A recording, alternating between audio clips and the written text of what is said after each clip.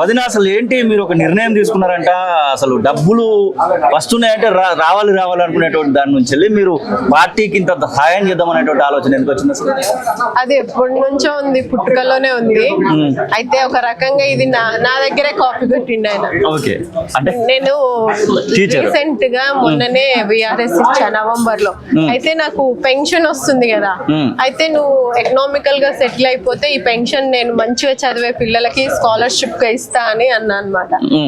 నేనెందుకు చెయ్యొద్దు అని ఆయన కూడా పార్టీకి, మరి పార్టీ ఇంత చాలా కష్టంలో ఉంది కదా ఇప్పుడు, పాపం వాళ్ళకి కూడా పార్టీ నేషనల్ వైడ్ గా నడపాలంటే అంత కార్యకర్తలను చూడాలంటే ఎకనామికల్ గా కూడా అవసరం కాబట్టి ఆ నిర్ణయం తీసుకోవడం మంచిదని నేను కూడా సలహా ఇచ్చిన.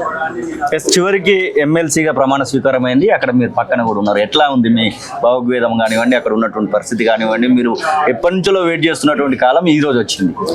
దానికైతే చాలా సంతోషకరమైన విషయము. ఎందుకంటే చాలా రోజుల నుంచి మేము అని కాదు, యావత్ తెలంగాణ ప్రజలు, తెలుగు ప్రజలు అందరూ కూడా ఎదురు చూసిన శుభ తరుణం కాబట్టి చాలా సంతోషంగా ఫీల్ అయినా.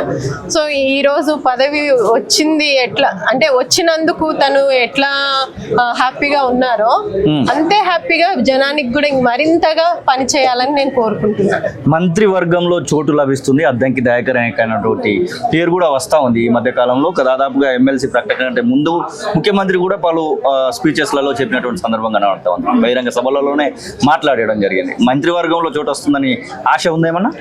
ఇప్పుడు ఆశ ప్రతి ఒక్కరికి ఉంటారు, ఉండని వాళ్ళు ఉంటారా, ఇస్తామంటే వద్దనేటోళ్ళు ఉంటారు ఎవరన్నా.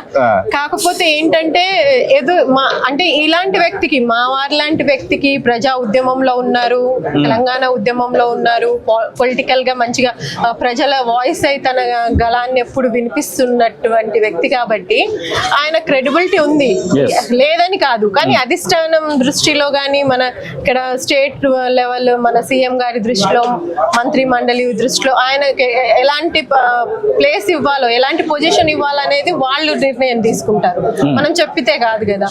ఇలా అద్దంకి దయాకర్ లాంటి వ్యక్తికి మనం ఇస్తే న్యాయం చేసిన వాళ్ళం అవుతాము, జనానికి మరింతగా పార్టీని బతికించిన వాళ్ళం అవుతాం అనుకుంటే ఇవ్వచ్చు, వాళ్ళ ఇష్టం అది. దాన్ని మనం ఏం చేయలేము, దానికి మన నిర్ణయం అనేది ఏమి ఉండదు. వాళ్ళు ఇస్తే మనం చేయడానికి అయితే రెడీ.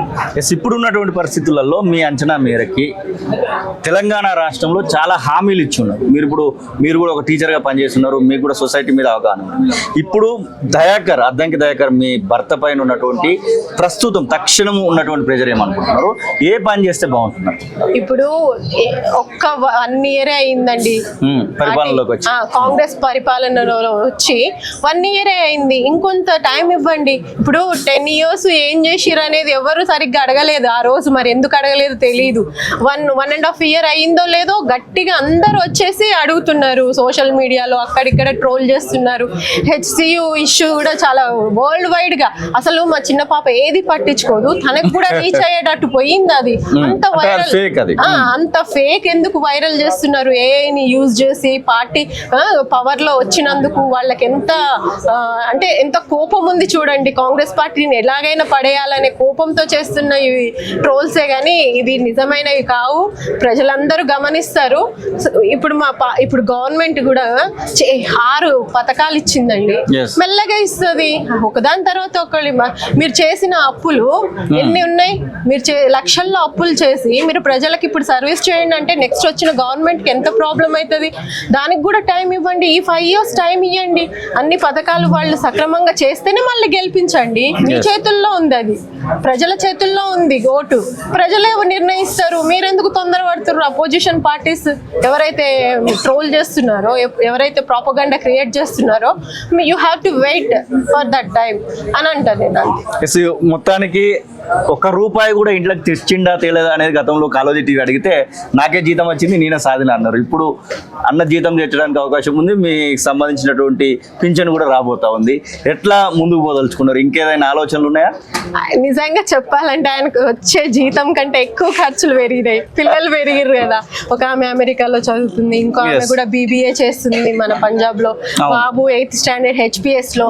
మేము ఎక్కడ కూడా మన రిజర్వేషన్స్ వాడలే, SC ST ఇద్దరం అయినప్పటికీ నేను వాడుకున్న, ఆయన స్టడీస్ కి వాడుకున్నారని మేము రిజర్వేషన్స్ కూడా వాడలేదు. మన కష్టంతోనే మనం చేద్దామని అనుకున్నాము. సో ఇప్పుడు ఆయన జీతం మాత్రమే వస్తుంది. ఇన్ ఫ్యూచర్ మంచిగా ఎకనామికల్ గా సెటిల్ అయితే మరింతగా జనానికి చేయడానికి అయితే ముందుంటాం ఇద్దరం. ఇంటి పోరు అనేది చాలా వరకు ఎట్లా అంటే భార్యాభర్తకి ఉన్నటువంటి సిచ్యువేషన్ ఇప్పుడు ఏమైనా తగ్గబోతా ఉందా? దయాకర్కి ఏమైనా ప్రెజర్ తగ్గబోతా ఉందా? అంటే పార్టీ పదవి అనేది కాకుండా ఇప్పుడు రాజ్యాంగబద్ధమైనటువంటి పదవి, మండలి పదవి కూడా వచ్చింది. ఓకే, అయితే దీనికి చాలా సంతోషం. ఇంటి పోరు ఏ రోజు లేదు ఆయనకి. ఏ రోజు నువ్వు ఏమన్నా చెప్పు, టేక్ ఇట్ ఈజీగా తీసుకునే వ్యక్తిత్వం ఆయనది. ఏ రోజు ఆయన మనసు మీద తీసుకుని మా ఆవిడ ఇట్లన్నది, మా పాప ఇట్లన్నది అని ఎప్పుడు ఫీల్ అవ్వరు. అవును నిజమే కదా, నేను చేసేది నేనేం చెయ్యట్లేదు పిల్లల కోసం, ఫ్యామిలీ కోసం అని తనకు తెలుసు. ఇంత పెద్ద లీడర్ ఆయనకు తెలీదా? సో ఆయనకి ఏ రోజు కూడా ఆయన అంటే అంత హార్డ్ గా ఏం తీసుకోలేదు ఎప్పుడు కూడా. ఇంటి పోరు ఏ రోజు లేదండి. ఇంటి పోరు ఒకవేళ ఉండింటే ఈ 21 సంవత్సరాలు ఆయన పాలిటిక్స్ చేయకపోయేది, ప్రజా జీవనంలోకి ఉండకపోయేది, ఇంత పేరు రాకపోయేది. అది గమనించాలి. ఏ రోజు కూడా ఆయనకి ఇంటి పోరు లేదు. ప్రతి దాంట్లో కూడా నా సహకారం ఉండబట్టే ఈ రోజు ఈ స్థాయికి వచ్చి. తెలంగాణ రాష్ట్రంతో పాటుగా ఏఐసిసి పెద్దలు కూడా అద్దంకి దయాకర్కి ఎమ్మెల్సీ రావడంలో చాలా కష్టపడాల్సి వచ్చింది, కృషి చేయాల్సి వచ్చింది. మీరు కూడా ఢిల్లీకి పలుమార్లు పోయినటువంటి సందర్భాలు కూడా ఉన్నాయి. దయాకర్తో పాటుగా మీరు కూడా పోయినటువంటి సందర్భాలు. ఎవరికైనా కృతజ్ఞతలు చెప్పాలనుకుంటే? మొదటిసారిగా మా వారికి టికెట్ ఇచ్చి పొలిటికల్ లైఫ్ ఇచ్చిన సోనియా గాంధీ గారికి, మరియు రాహుల్ గాంధీ గారు కూడా రెండోసారి 2018 లో తను టికెట్ ఇచ్చి తనని మళ్ళీ గెలవాలని కోరుకున్న వ్యక్తి రాహుల్ గాంధీ కాబట్టి రాహుల్ గాంధీ గారికి, ప్రియాంక మేడంకి, అందరికీ, ఇప్పుడు మీనాక్షి నటరాజన్ ఎవరైతే ఇన్ఛార్జ్ ఉన్నారో తను కూడా ఏంటంటే ఏది వాస్తవము, ఎవరు లీడర్స్, ఎవరు ప్రజానాయకులు, పార్టీ నుండి ఎవరు హార్డ్ గా వర్క్ చేస్తున్నారని చూసి తను కూడా నిర్ణయం తీసుకోవడం అనేది మంచి పరిణామము. సో అట్లాగే మన మంత్రిమండలి మంత్రులకి మరియు రేవంత్ అన్నకి ప్రత్యేక ధన్యవాదాలు. ఎందుకంటే కష్టపడి పనిచేసిండని అన్నకు తెలుసు కాబట్టి ఆయన ఎట్లయినా ఎమ్మెల్సీ చేసుకోవాలని చాలా గట్టిగా కృషి చేసి, దాంట్లో డిప్యూటీ సీఎం గారు ఉన్నారు, ఉత్తమ్ గారు ఉన్నారు, శ్రీధర్ బాబు గారు ఉన్నారు, కోమటిరెడ్డి వెంకటరెడ్డి గారు ఉన్నారు, రాజగోపాల్ రెడ్డి గారు ఉన్నారు. అందరూ ఒక్కరని కాదు, సీతక్క గాని, సురేఖ మేడం గాని అందరు ఉన్నారు. వాళ్ళందరికీ కూడా నా తరఫున ప్రత్యేక ధన్యవాదాలు.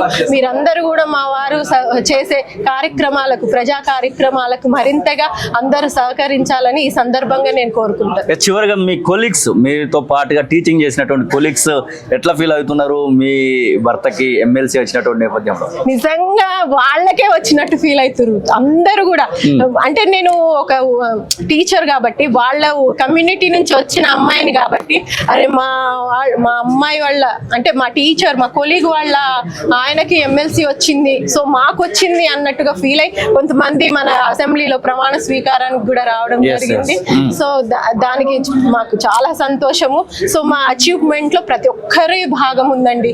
వీళ్ళు ఉన్నారు, వీళ్ళు లేరని లేరు, ప్రజలు ఉన్నారు, మీ మీడియా ప్రత్యేకంగా ఉంది, మీ మీడియా 20% ఉంది. ఎందుకంటే ఆయనను వెల్వెట్ చేసి ఆయన చేసిన కృషిని గుర్తించిన మీడియాకి కూడా ప్రత్యేకమైన కాబట్టి మీడియా తీసుకుంటుంది.